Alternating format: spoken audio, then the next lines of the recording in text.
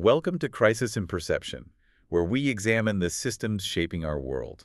Yeah, and today we're actually going to look at, well, things you don't really see. You know, the pipes under your feet, the wires over your head, that massive logistical miracle that puts a perfectly ripe avocado on your table in the middle of February. We're talking about the life support system of modern civilization, the grid. Right. And specifically, we're doing a deep dive into what happens when you decide to just unplug that life support and try to build your own. We're looking at Dion Rosser's book, Living Off the Grid, a self-sufficient homesteading guide. And I think when most people hear homesteading or, off grid, they have a really specific image in their head. It's Just usually, survivalist in a bunker. yeah, exactly, a guy with a lot of canned beans waiting for the end of the world. Or maybe the complete opposite end of the spectrum. You know, those young couples on social media baking sourdough in a gorgeous cabin with perfect golden hour lighting. The whole aesthetic. Mhm. Flannel shirts, mason jars, the really clean solar panels on the roof. It looks incredibly romantic. Yeah, it does. But we are not here to talk about a lifestyle trend today. And we aren't really treating Rosser's book as just a garden variety how-to guide. We want to treat this material as an engineering manual for distributed infrastructure. Distributed infrastructure. Yeah. Okay, that sounds pretty technical. Let's Yeah. uh, let's unpack that right at the start so we know exactly what we're looking at. Sure. So think about how a normal city works. It is a highly centralized system. You have one massive power plant serving millions of people, one huge water treatment facility, one sprawling network of gas lines, and it's incredibly efficient because it scales up so well. But it creates total dependency. Exactly. Yeah. As Rosser points out, if that main line breaks, you have zero control. Everyone loses power. The centralized system renders the individual completely dependent on remote infrastructure. And the alternative that Rosser proposes is a modular system, the homestead. Right. In this modular model, every single home acts as its own power plant, its own water company, its own waste management facility, its own food production factory. When we talk about decoupling from the grid, we aren't just talking about turning off the electricity. The grid is the entire network of sewage, water, gas, and supply chains. So our mission for this deep dive is really to analyze the design, the underlying incentives, and the structural outcomes of attempting to walk away from that centralized grid. We want to see what actually happens to the human experience and, realistically, the human workload when you take back full control of your own survival. Because it really is a core conflict between convenience and control. Right. And as we dive into this, I think you'll see that the cost of that control is a lot higher and honestly a lot stranger than most people realize. Let's start right at the physical ground level, the design architecture of autonomy. Rosser spends a lot of time in the book talking about land, but he doesn't talk about it like a landscape architect trying to make a pretty backyard. No, not at all. He talks about land like a factory floor manager. He breaks it down strictly by size, the quarter acre, the 1 acre, the 2 to 3 acre models. And the zoning he proposes is purely about industrial design for the individual. That's a great phrase, industrial design for the individual. Because usually if I look out at a typical suburban backyard, I see a lawn, I see a flower bed, maybe patio. It's designed for leisure. And Rosser immediately attacks that, especially when he talks about the tiny backyard model. He goes after the whole concept of the suburban lawn. Historically speaking, the lawn is actually a status symbol left over from 19th century European aristocracy.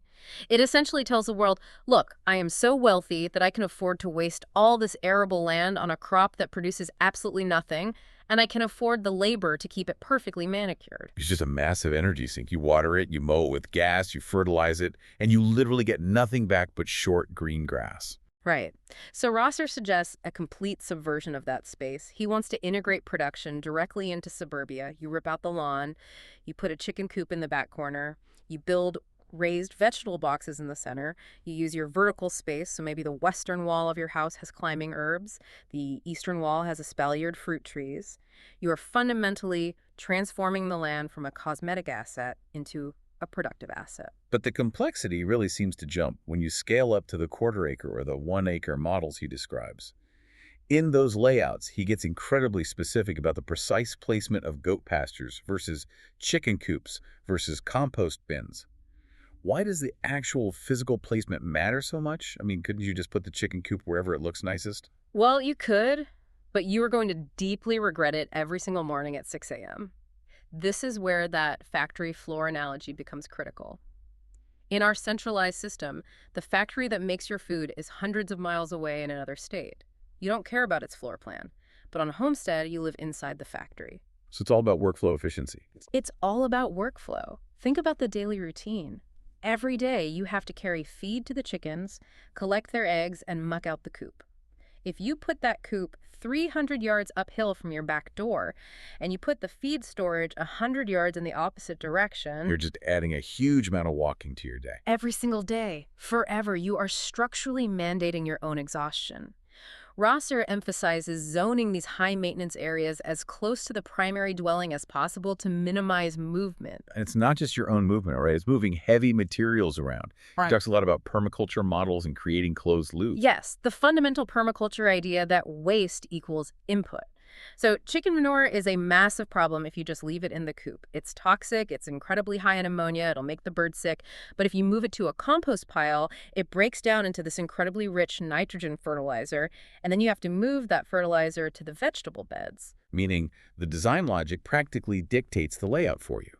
The coop has to be right next to the compost, and the compost has to be right next to the garden. Exactly. It minimizes the manual transport of heavy wet materials. If you design the layout poorly at the beginning, you are sentencing yourself to years of manual labor that could have been totally avoided with just a little bit of spatial planning. I really liked his detail about the goat pasture, too. Mm. He talks about needing rotating pastures. It's not just fencing off one big square and tossing the animals in. Because that's another design constraint dictated entirely by biology. You can't just put a goat in a static box. They graze and they browse.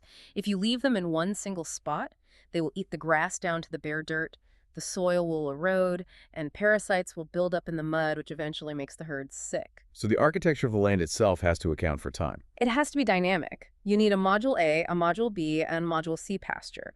You move the animals from A to B so that A has time to biologically recover. You are managing a living system, not a static piece of real estate. Let's move from the land into the actual structure you sleep in. Housing is a passive machine. This really struck me in the source material. The stark difference between a house as an energy consumer versus an energy conserver. Yeah, standard housing, which is what almost all of us live in, is fundamentally an energy consumer. It's essentially just a leaky insulated box. In the winter, we have to artificially pump heat into it because it constantly leaks out. In the summer, we pump cold air into it because the heat constantly leaks in. We are basically fighting the external environment using active, energy-heavy HVAC systems. And Rosser contrasts this with off-grid housing concepts, things like earthships or underground homes.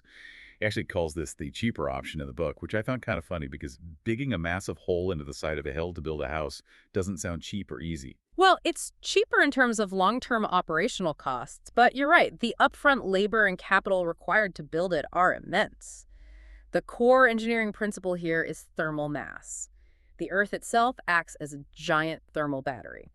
If you dig down just a few feet, the ground temperature stabilizes at around 50 to 55 degrees Fahrenheit, and it stays there whether there's a blizzard on the surface or a 100-degree heat wave. So the Earth provides this stable baseline. If it's the middle of winter, your house isn't starting from 0 degrees, it's naturally resting at 50 degrees. Right. You are leveraging geology to regulate your temperature instead of paying a utility company to pump gas into a furnace. And then once you have that underground baseline, you layer on passive solar design. Which sounds incredibly complex, but is essentially just knowing which direction south is. It is remarkably simple, but so many modern houses ignore it.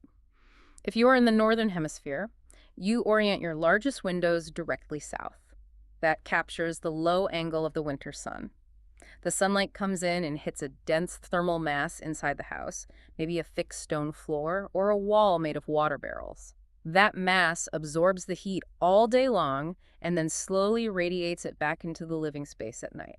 It honestly makes the house sound less like a building and more like a machine that you have to actively operate. It absolutely is a machine, and that's the primary trade-off Rosser is very honest about. These homes require non-standard maintenance. If you live in an earthship and your tire-rammed earth wall starts settling weirdly, you can't just open Google and call a local drywall contractor. They won't know what to do with it. You are entirely on your own. You have to become the resident expert on your own shelter. Which naturally leads us to the biggest question of this whole deep dive. Why? Why would anyone voluntarily take on the burden of designing a factory floor backyard and building a weird underground house and learning how to fix a tire wall? Why leave the comfort of the centralized grid at all? And that brings us to the incentive architecture. Rosser lays out a really clear economic and psychological framework for this. It's a combination of push factors driving people away from the grid and pull factors drawing them toward the homestead. Let's tackle the push factors first. What is actually pushing people out of our highly convenient modern system? The primary one he identifies seems to be fragility. Absolutely. The book highlights power grid failures, water treatment plant breakdowns, fragile global supply chains, and we all see the headlines now. The grid goes down during a deep freeze in Texas or during rolling blackouts in California or after a major hurricane. And in those moments, you realize you can't heat your home, you can't keep your food cold, you can't even flush your own toilet. It's a sudden, terrifying moment of clarity. It induces a real existential anxiety. Because when you are on the grid, your basic biological survival is outsourced. It's outsourced to a utility CEO or a municipal manager that you will never meet. If their infrastructure fails, your family freezes. Rosser positions homesteading as a direct physical hedge against that systemic vulnerability. It's about reclaiming your own agency. Then he brings up what he calls the debt slavery narrative. And this part felt less like a survivalist manifesto and much more like a critique of modern economics. It is a very powerful driver for people. The narrative essentially points out that modern life traps you in an artificial cycle. You're expected to take on a massive 30-year mortgage to buy a standard grid-tied house. And because you have that massive debt, plus high monthly utility bills, you are forced to maintain a high-stress, specialized corporate job just to service the debt. So you were spending all your time working to pay for a house that you were barely ever inside, because you were always at work. Exactly. It's a closed loop of stress. Rosser suggests that if you can eliminate those monthly bills, if you can generate your own power, grow your own food, and ideally build your own home out of pocket to avoid the bank mortgage altogether, you break the cycle. You lower your systemic overhead so drastically that you simply don't need the stressful job anymore. You are essentially buying your freedom with infrastructure. But there are pull factors too, right? He talks a lot about peace and quiet. We severely underestimate the toll of auditory and social pollution. Cities are loud. Even suburbs are loud. Cars, sirens, neighbors. Rosser describes this desire for a quantum of solace. It's a psychological incentive. It's the desire to completely remove social friction. When you are off-grid, you aren't just physically isolated from the power lines. You are isolating yourself from the constant, low-grade hum of society. And here is where the reality check really hits hard in the source material. Rosser makes it abundantly clear that all this free energy from the sun and the wind isn't actually free. This is the economic shift that almost everyone misses until they try it. When you are on the centralized grid, you are operating on OPEX, operational expenditures. You pay a relatively small monthly bill strictly for the energy you consume. You are essentially renting access to a multi-billion-dollar infrastructure. And when you decide to go off-grid, you lose that rental agreement. You shift entirely to CapEx, capital expenditures. You have to buy the infrastructure yourself up front. You have to buy the solar panels, the heavy gauge wiring, the charge controllers, the inverters. And the absolute most expensive constraint, the batteries. The battery constraint dictates everything. Rosser notes that batteries are not permanent infrastructure. They are consumable items. A high-end solar battery bank might cost you $10,000 or $15,000, and it's only going to last maybe 8 to 10 years before it degrades and you have to replace it. So you weren't getting free power. You were just prepaying for a decade of electricity in one massive lump sum. And that completely changes your psychological relationship with energy, doesn't it? It changes electricity from a flow into a stock. That is a perfect way to conceptualize it. On the grid, energy feels infinite. It is a river. You flip a switch, the light turns on. You never stop to ask yourself if there's enough electricity left in the wires today. It's just always there. But off-grid energy is finite. It is a bucket. And if you drain the bucket, you sit in the dark. Rosser talks about the intense behavior modification this forces on a household. You can't just run the dishwasher or the dryer whenever you feel like it. You absolutely cannot. You have to sync your entire domestic life with the meteorological weather. You run your heavy loads, your washing machine, your well pump, your power tools, only when the sun is directly shining on the panels. That way, you are using the power straight from the source. You never want to pull heavy loads from your batteries at night because deep cycling the batteries drastically shortens their expensive lifespan. So in a way, you become a servant to the sun. You become entirely attuned to it. If you live in a city apartment, a cloudy week is just sort of gloomy weather. If you live on an off-grid homestead, a cloudy week is an active energy crisis. You have to radically conserve. You don't use the toaster, you don't run the vacuum, you read a paperback book by a window instead of turning on the television. It forces a very visceral connection to the physical reality of the planet. He does mention net metering as a sort of compromise. Yeah, net metering is the economic interface where the decentralized node the house connects back to the centralized system. If you do a half-and-half model where you have solar panels but you are still tied to the utility grid, you can sell your excess daytime power back to the city. It turns your home into a microgenerator. But Rosser points out that for the purist, the true off-gridder, net metering isn't an option. You either use the power you make, you store it in your bucket, or it's gone forever. So, assuming you've designed your efficient factory floor layout, you've bought your massive battery bank, you've quit your corporate job, what is the daily reality actually like? This takes us right into the outcomes: the daily labor, the calorie math, and what he calls temporal resilience. This is really where the Instagram fantasy meets the hard friction of reality. Rosser issues a very stark warning early on that I think defines the whole endeavor. He says, think of living this way as having multiple jobs. He doesn't sugarcoat the labor at all. He makes it clear that there is zero room for procrastination. Because nature is an incredibly strict boss. If your dairy cow needs milking, you cannot say, I'm a little tired today, I'll just do it tomorrow morning. You do it right now, or the animal develops mastitis and suffers. If a sudden early frost is coming, you have to go out and harvest all the tomatoes immediately, or you lose a year's worth of food. There is a rigid, unforgiving temporal discipline imposed by biology. And you have to know how to do literally everything. He calls it the jack-of-all-trades requirement. In our modern grid economy, we survive through extreme specialization. You do your specific accounting job, I do my specific job, and when a pipe bursts, we just pay a highly trained plumber to fix it.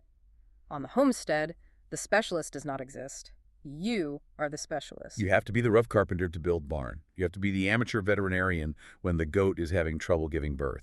You have to be the butcher to process your own meat, the electrician to fix the solar inverter, and the plumber to unfreeze the well pump. Which creates a massive structural outcome, an incredibly high barrier to entry. This system is defined by high labor intensity and high skill requirements. You are simply trading the money you use to pay the plumber for your own physical time and sweat. Let's talk about how that applies to the food system, because Rosser draws a very sharp analytical contrast between industrial agriculture and homestead agriculture. It boils down to the difference between monoculture and polyculture.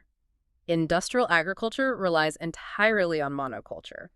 Thousands and thousands of acres planted with just one crop, like corn or soy. It is breathtakingly efficient for massive harvesting machines, but it is structurally fragile. If a pest or blight comes through that targets corn, you lose the entire yield. The risk is highly concentrated. Whereas homesteading relies on polyculture. You achieve resilience through biological diversity. Exactly. You are distributing your risk across multiple species. Rosser actually outlines a specific hierarchy for livestock. He says you always start with chickens. They are kind of the gateway livestock, right? They are. They have a very low financial entry cost, they take up very little physical space, and they provide a daily yield of highly bioavailable protein through their eggs. Plus, they fit perfectly into that closed permaculture loop we talked about earlier. They will happily eat all your kitchen scraps and turn them into compost. After chickens, you scale up to pigs. And pigs are the heavy calorie hitters. Massive yield. A single 200-pound pig will feed a family for months, and they are the ultimate biological waste disposal units. They will clear brush, eat spoiled vegetables, and churn up the soil. Then, on top of that, you layer in goats and sheep for grazing overgrown pastures and providing a daily dairy supply. The underlying logic is pure risk distribution. If a raccoon gets into the chicken coop, it's a tragedy, but you still have the pig. If a late frost kills your vegetable garden, you still have the goat milk. You are building a highly diversified caloric portfolio. But even with all that diversity, there is a fundamental temporal problem with farming that the modern grocery store completely hides from us: seasonality. Right, because your garden doesn't give you 2 tomatoes a week all year round. It gives you 50 pounds of tomatoes all at once in the middle of August. You obviously can't eat 50 pounds of tomatoes before they rot. So you have to figure out how to stretch time. This is the concept of temporal resilience. You have to deploy specific technologies to successfully move that fragile calorie from August all the way into February. Rosser goes into deep detail on the technologies required for this: canning, drying, smoking, building root cellars. And we should be really clear here, canning is not just following a fun cooking recipe, it is literal chemistry. Rosser spends a lot of time warning readers about botulism. That section was genuinely terrifying to read. It should be terrifying. Clostridium botulinum spores are naturally present in the soil, and they are incredibly hardy. If you try to can low-acid foods like green beans or meat, and you just boil the jar on the stove at 212 degrees Fahrenheit, the spores will survive. Once that jar is sealed and sits on your shelf at room temperature, it creates a perfect oxygen-free environment. The spores wake up, reproduce, and generate a deadly neurotoxin. If you eat those beans in January, you can die. Which means you absolutely need a pressure canner. You have to use a pressurized vessel to push the internal temperature of those jars up to 240 or 250 degrees to safely kill the spores. It requires precise technical equipment, gauge monitoring, and strict adherence to safety protocols. You are running a small-scale laboratory process in your kitchen just to eat safely. I found the section on root cellars really fascinating too, because it ties right back into that earlier concept of using the earth as a thermal machine. It's using local geology as a refrigerator. You dig a deep hole, or you build an insulated room directly into the side of a hill. The cool, damp, incredibly constant temperature underground keeps root vegetables, things like carrots, potatoes, turnips, in a state of suspended dormancy. They stay crisp, they don't rot, and they don't freeze in the winter. And he also talks about smoking and salting meats. Those are some of our oldest chemical preservative methods. Packing meat in salt fundamentally dehydrates the cellular structure so that bacteria simply cannot grow. Cold smoking adds antimicrobial chemical compounds from the wood smoke directly into the meat. These aren't just for flavor, these are vital skills that allow you to completely bypass the need for an electric deep freezer. Which connects right back to the battery constraint we discussed. If you have a cloudy week and your batteries die, your electric freezer thaws out, and you could lose an entire year's worth of carefully raised meat in a weekend. But a heavily salted ham hanging in the pantry doesn't care if the power goes out. That is what true systemic resilience looks like. But even if you master all of these skills, the pressure canning, the meat curing, the permaculture farming, there is still one absolute hard constraint that overrides everything else on the homestead. And this brings us to persistence. Why this system ultimately survives, or why it completely fails, we have to talk about water. Water is the primary non-negotiable limiting factor. You can survive for years without electricity. You can certainly survive without the internet. You cannot survive more than a few days without clean water. Rosser outlines three main options here: rain catchment, digging wells, and the absolute failure state hauling water. Rain catchment is an incredibly elegant system. You collect off the roof, run it through filters into a cistern, but it is fundamentally stochastic, meaning it is completely subject to random weather patterns. If you rely 100% on rain catchment and your region experiences an unexpected 3-month drought, you are in a catastrophic crisis. So wells seem like the much more reliable option. They are, but they introduce hidden dependencies. They depend on local geology. You just have to hope there is an accessible aquifer down there, and they almost always depend on electricity. You need a high-draw submersible pump to push that water from 200 feet underground all the way up to your kitchen faucet. If that pump motor burns out or your solar array goes down, you just have a very deep, useless hole with water at the bottom that you can't reach. Rosser does mention installing manual hand pumps as a mechanical backup. Which is incredibly smart and necessary. But let's talk about the nightmare scenario. Hauling water. This is what happens when your local systems completely break down. You have to buy a 500-gallon plastic tank, strap it to a flatbed trailer, drive into the nearest town, pay to fill it up from a municipal source, and drive it all the way back. Water is heavy. It weighs roughly 8 pounds per gallon.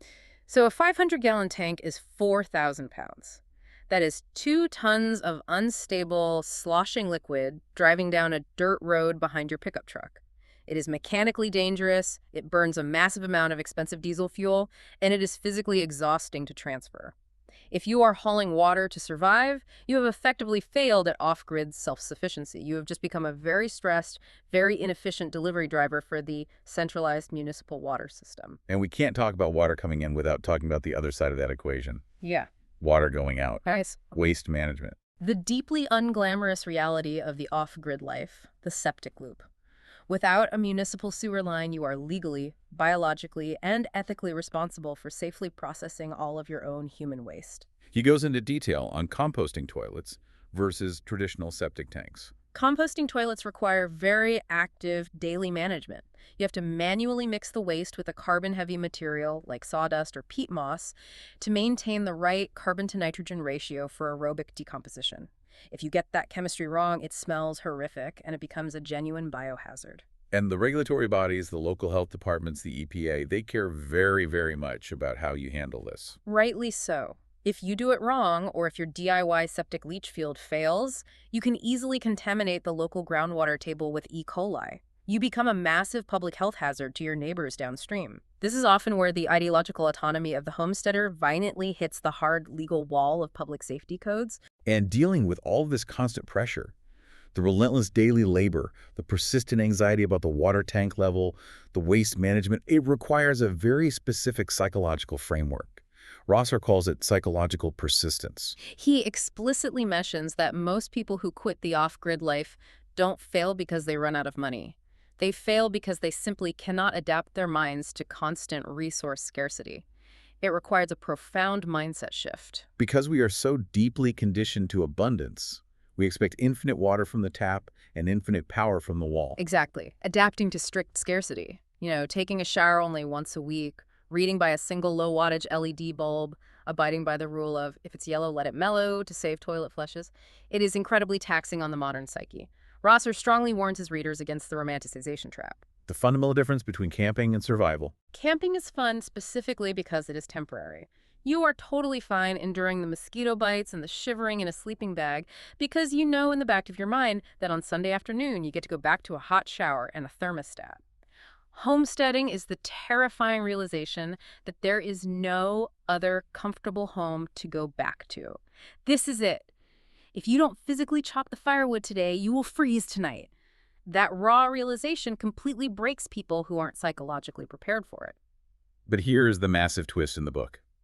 Even if you succeed, even if you build the passive solar house and you grow the polyculture food and you master the canning chemistry, are you really disconnected? This brings us to interconnection, the feedback loops, and the hidden dependencies. This is the ultimate off-grid paradox, and it's my favorite part of the analysis because Rosser actually strongly advocates for maintaining an active internet connection.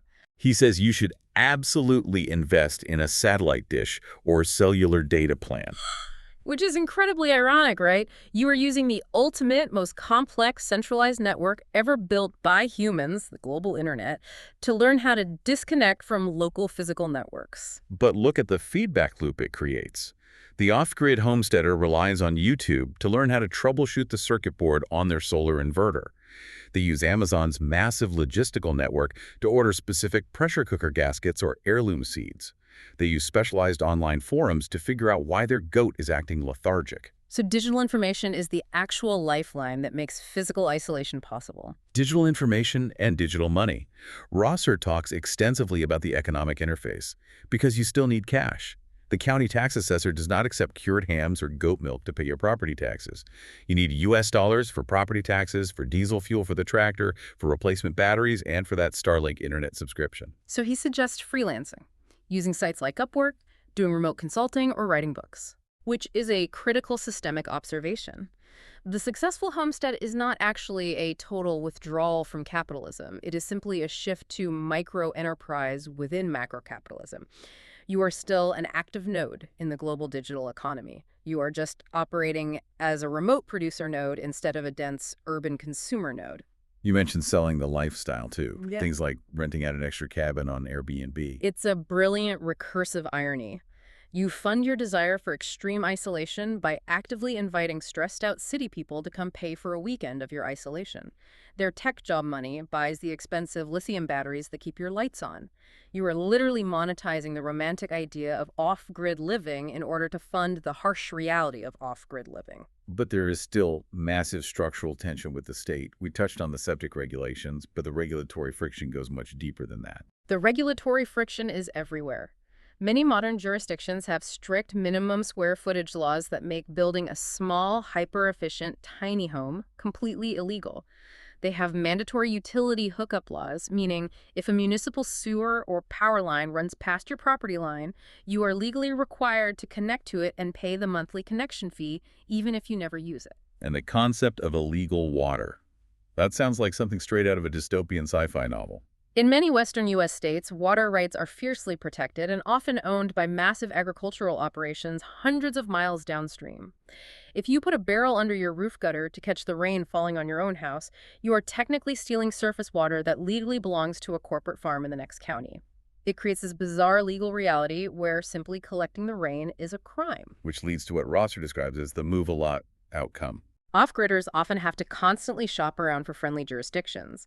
They almost become refugees of the modern regulatory state, driving around looking for a rural, unincorporated county that has lax building codes or that will actively tolerate alternative, non-standard infrastructure. And because of all that friction, a lot of people just end up adopting the half-and-half compromise. Which, if we look at it purely from an engineering standpoint, is structurally the most robust and resilient system anyway. You stay grid-tied, so you have the infinite scalable backup of the centralized utility, but you produce your own solar power and grow a large garden, so you have deep local resilience and much lower monthly bills. You get the absolute best of both worlds, but you do have to sacrifice the ideological purity of total independence. So we've looked at the land design, the upfront costs, the daily physical labor, the water constraints, and all these strange interconnected paradoxes. Now let's bring all of this together into our final analysis of this system. Let's pivot right to the core question. What is the crisis in perception here? The crisis in perception is that we are utterly blind to the massive centralized infrastructure that supports modern human life, until the exact moment we attempt to replace it ourselves.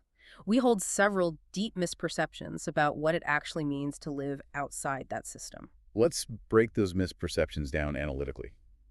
Misperception number 1, isolation.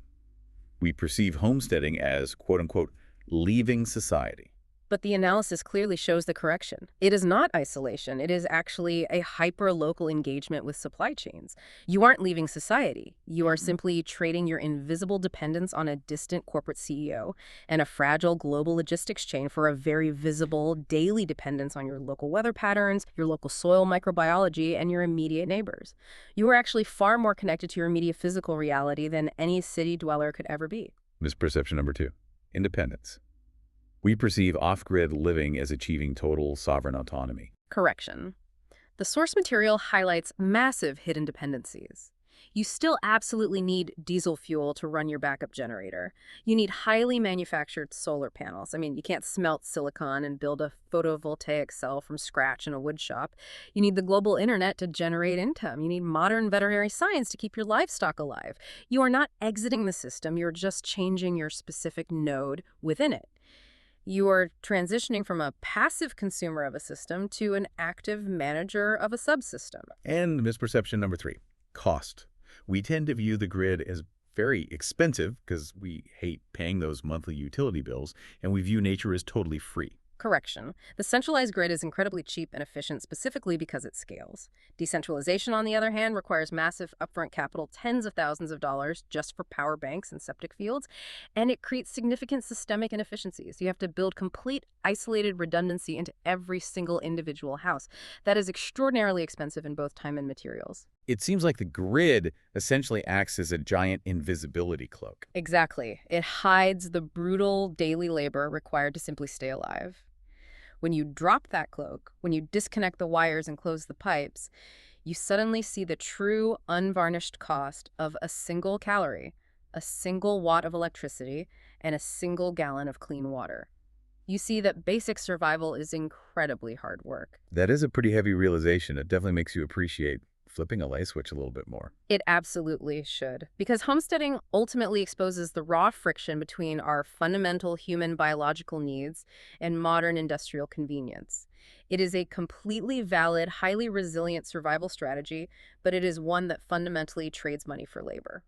It forces you to look in the mirror and answer the question, exactly how much physical work are you willing to do every single day just to be free? And I think that's the perfect provocative thought to leave you with today. Crisis in Perception examines how systems shape belief and how better tools help us see clearly. This project is free and publicly accessible. If you'd like to support the time, tools, and research behind Crisis in Perception, You can become a supporter on Patreon. For a shorter visual overview of this topic, see the mini explainer linked in the description. If you enjoy this kind of systems-level analysis, please like, subscribe, and comment with books or topics you'd like us to explore next.